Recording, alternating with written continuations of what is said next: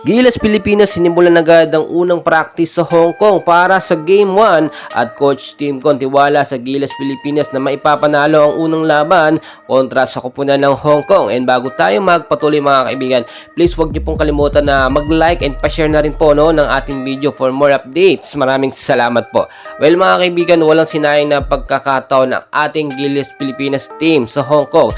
Nag-practice po agad sila after nilang lumapag sa Hong Kong at kung makikita nyo, very dedicated talaga at talagang gustong-gusto maipamalas ng Gilas Pilipinas natin ang kanilang mga natutunan sa ilang araw na pagpapractice. Ayon na rin po kay Coach Tim Con na tiwala siya dito sa Gilas Pilipinas natin na maipapanalo nila ang unang laban kontra sa koponan ng Hong Kong. Kung makikita nyo rin, so far so good, condition po lahat ng player ng Gilas Pilipinas at kayang-kayang makipagsabayan. Kahit sabihin na natin na advantage yung matatangkad na player natin or sa depensa medyo nakakalamang tayo. Ibang sistema din naman at estratehiya ang gagawin ng Hong Kong para makontra yung matatangkad na player natin. Pero syempre, napaghandaan na yan ni Coach Tim Con. Mga kaibigan, yung unang laban, makikita nyo, yung sistema ni Coach Tim Con, kinakailangan po agad maipasok yung matatangkad na player natin para makadepensa. So, hindi naman ako coach, pero nakikita natin yung sistema ni Coach Tim Con na ginawa po niya dito sa Barangay Ginebra, which is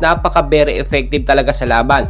So, minsan, pinagsasabay yung dalawang big man, pero this time si Kai Sotto sapat na po basta may nakaposte sa loob, yung mga sharpshooter or yung mga scoring machine po ng Hong Kong, may ilang na po yan. At the same time, ang ganda rin kasi ng chemistry at momentum ng mga Gilas player natin. So si Kai Sotto lagi mapapasahan ng bola, si Justin Noypi Brownlee, alam nyo naman kahit saan ang pwesto, kayang-kaya niya pong galawan.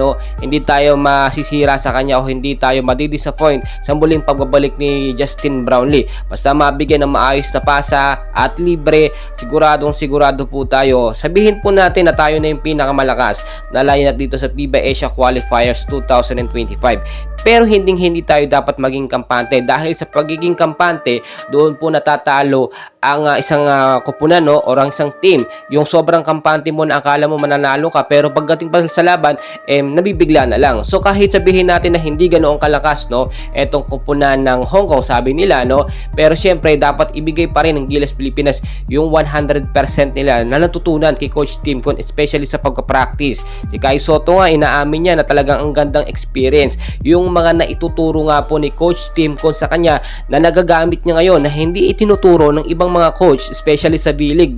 Ang hirap po kasi kapag doon sa B-League, ang priority nila yung mga player po sa Japan. Pero dito sa atin, si Coach Tim Con, foreigner man siya, pero priority niya na mabigyan ng experience at matuto at mas gumaling ay yung mga Filipino basketball player natin at matuto kung paano maging effective talaga sa game. Well mga kaibigan, tuloy-tuloy lamang ang suporta natin sa Gilas Pilipinas. Bukas na po ang unang laban nila kontra sa koponan ng Hong Kong. And please, huwag niyong kalimutan mag-like and subscribe para updated kayo sa mga laban po ng Gilas Pilipinas. Maraming salamat po.